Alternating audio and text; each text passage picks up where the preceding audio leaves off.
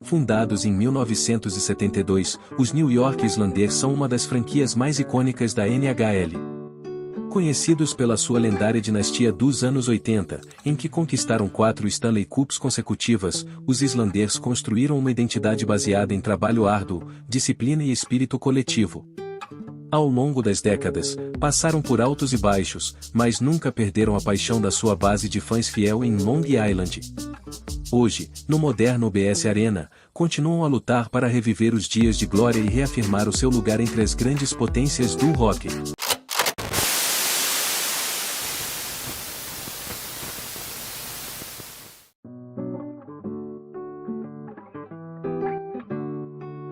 Os New York Islanders foram fundados em 1972, como parte da expansão da NHL que procurava aumentar a competitividade da liga e conquistar novos mercados nos Estados Unidos. A criação da equipa também tinha um propósito estratégico muito claro: bloquear a entrada da WHA, World Hockey Association, uma liga rival que queria instalar uma franquia em Long Island.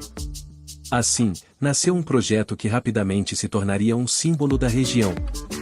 Desde o início, os Islanders tiveram como caso Nassau Veterans Memorial Coliseum, em Uniondale, uma arena que, apesar de não ser a mais moderna, ganhou estatuto mítico com o passar dos anos.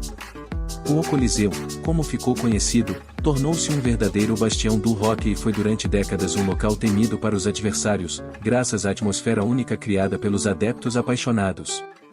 Nos primeiros anos, a equipa passou por dificuldades naturais de uma organização recém-criada. As derrotas eram frequentes e a adaptação à intensidade da NHL foi dura. Contudo, a administração da franquia mostrou visão e competência ao apostar em drafts sólidos e decisões inteligentes de gestão, que rapidamente lançaram as bases para o futuro sucesso. Um dos grandes marcos iniciais foi a seleção de Denis Potvin em 1973. O jovem defesa, vindo dos Ottawa 67s, não tardou a mostrar o seu talento excepcional. Forte fisicamente, inteligente taticamente e com capacidade ofensiva rara para um defesa na época, Potvin assumiu-se como capitão e líder absoluto da equipa. Mais tarde, seria reconhecido como um dos melhores defesas da história da NHL. Com jogadores como Potvin a emergir e uma cultura de disciplina e trabalho árduo a ser estabelecida, os Islanders deixaram de ser apenas uma equipa de expansão. Estavam a preparar-se para algo muito maior, da construção de uma dinastia lendária que iria marcar para sempre a história do hockey.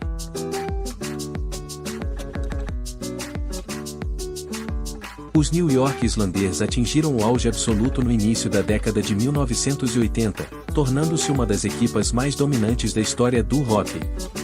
Depois de alguns anos de construção paciente, a base estava formada, e aquilo que começou como uma equipa de expansão tornou-se rapidamente numa verdadeira máquina vencedora. A liderança vinha de um núcleo de jogadores excepcionais, cada um com características únicas. Mike Bossy, talvez o maior goleador natural que a NHL alguma vez viu, tinha a capacidade de marcar golos com uma regularidade quase impossível de igualar. Brian Trottier era o cérebro do ataque, um centro completo que unia talento ofensivo à responsabilidade defensiva. Clark Gillies, com a sua presença física e carisma, dava à equipa a força e a garra necessárias nos momentos mais duros. Denis Potvin, já consagrado como capitão, comandava a defesa com autoridade, enquanto o guarda-redes Billy Smith ficava conhecido pelo seu estilo agressivo, combativo e pela incrível capacidade de brilhar nos playoffs. Com esse grupo como base, os Islanders conquistaram 4 Stanley Cups consecutivas em 1980, 1981, 1982 e 1983. Esta façanha foi histórica, já que poucas equipas na NHL conseguiram repetir tal feito. Além disso, em 1984 voltaram às finais, mas acabaram por ser derrotados pelos emergentes Edmonton Oilers, liderados por Wayne Gretzky, naquele que foi o simbolismo da passagem de uma dinastia para outra. A sequência de títulos e a consistência em chegar longe nos playoffs consolidaram os Islanders como uma das grandes dinastias do desporto norte-americano, comparável aos Montreal Canadiens dos anos 70 e aos Oilers dos anos 80. Para os adeptos de Long Island, aqueles anos não foram apenas uma era de vitórias, mas sim um momento em que a equipa se tornou parte da identidade cultural da região.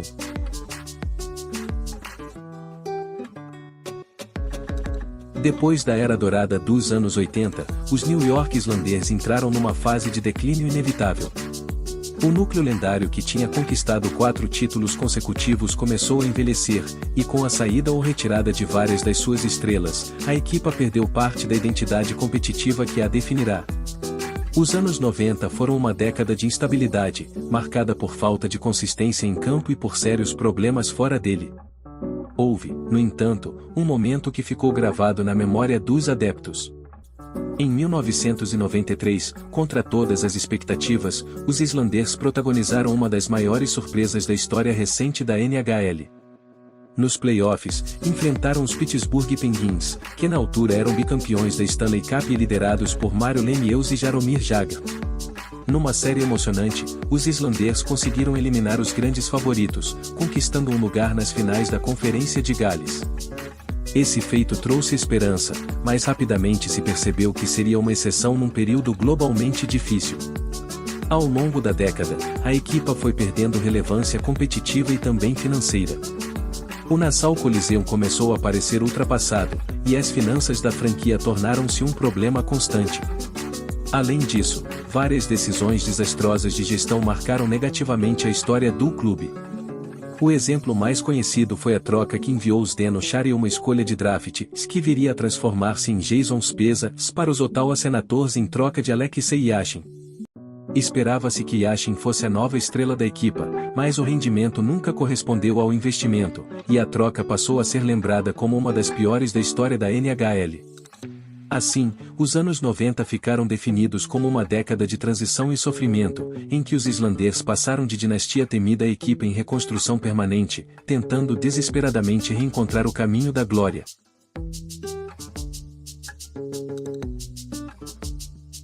Durante a década de 2000, os New York Islanders atravessaram um período de grande instabilidade, tanto dentro como fora do gelo.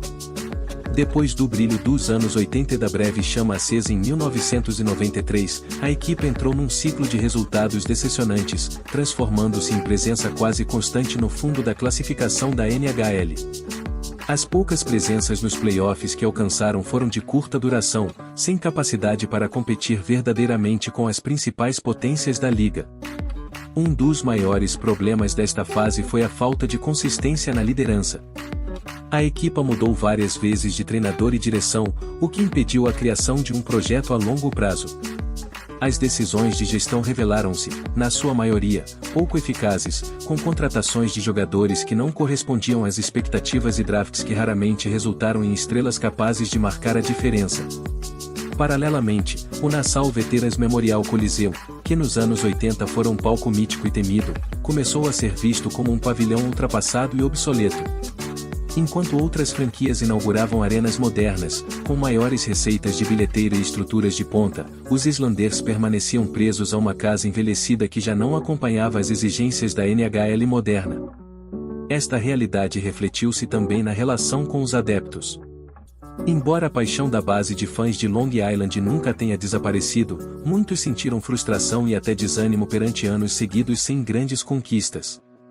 A esperança de ver os Islanders regressarem ao topo parecia cada vez mais distante, e a equipa chegou a ser vista, a nível nacional, como uma das franquias em maior crise da liga.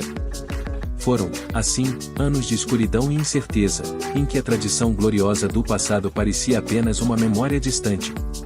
No entanto, a chama nunca se apagou por completo, e a lealdade da comunidade manteve viva a identidade do clube.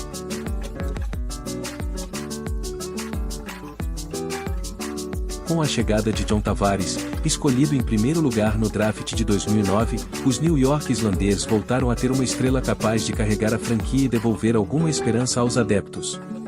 Considerado um dos jovens talentos mais promissores da sua geração, Tavares trouxe qualidade ofensiva imediata e tornou-se rapidamente o rosto da equipa, assumindo o papel de capitão e referência dentro e fora do gelo.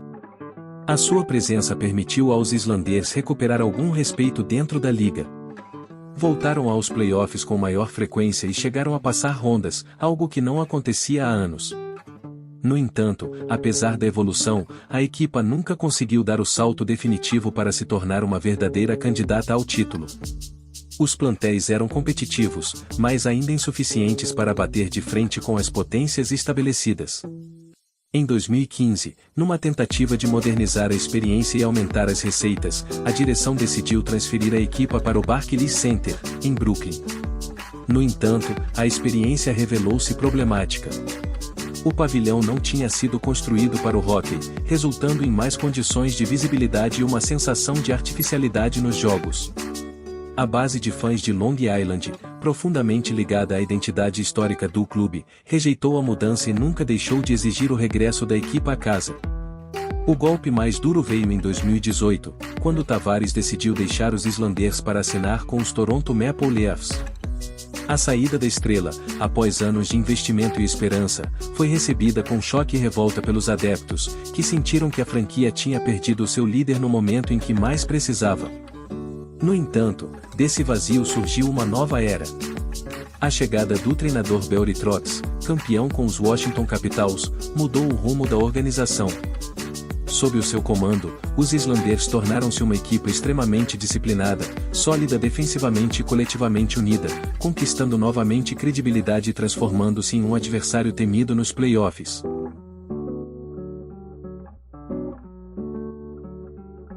Sob o comando de Barry Trotz, os New York Islanders entraram numa nova fase de consolidação e sucesso. A sua abordagem disciplinada, focada em defesa sólida e jogo coletivo, transformou rapidamente a equipa numa adversária difícil de bater, tanto na temporada regular como nos playoffs. O trabalho tático de Trotz, aliado à experiência de alguns jogadores veteranos, permitiu aos Islanders recuperar respeito dentro da NHL, algo que parecia distante apenas alguns anos antes. Nos playoffs de 2020 e 2021, a equipa fez campanhas memoráveis, chegando às finais da conferência em ambas as temporadas. Apesar de terem sido eliminados pelos Tampa Bay Lightning, que acabariam por se sagrar campeões, a consistência defensiva e a capacidade de lutar série após série demonstraram que os Islanders voltaram a ser uma força competitiva. Estes momentos também serviram para consolidar a confiança de jovens talentos e da torcida. Durante este período, emergiram novas estrelas que se tornaram símbolos da equipa. Mathew Barzal, com a sua habilidade ofensiva e criatividade, assumiu o papel de líder em termos de ataque, enquanto o guarda-redes Ilya Sorokin destacou-se como um dos melhores da liga, tornando-se peça-chave na estabilidade defensiva da equipa. Juntos, ajudaram a equipa a manter um alto nível competitivo e a sonhar novamente com a Stanley Cup. Um marco importante para o renascimento da franquia foi a inauguração do UBS Arena, em Elmont, em 2021. Este pavilhão moderno, de última geração, finalmente proporcionou aos Islanders uma casa adequada, substituindo o antigo Nassau Coliseum e devolvendo estabilidade financeira e desportiva à equipa. Hoje, os Islanders são vistos como uma equipa respeitada e competitiva, com uma base de fãs leal e apaixonada. Embora ainda busquem um novo título que reviva os dias de glória da dinastia dos anos 80, a equipa conseguiu reconquistar orgulho, identidade e relevância na NHL, mostrando que o trabalho árduo e a disciplina continuam a ser a sua marca registrada.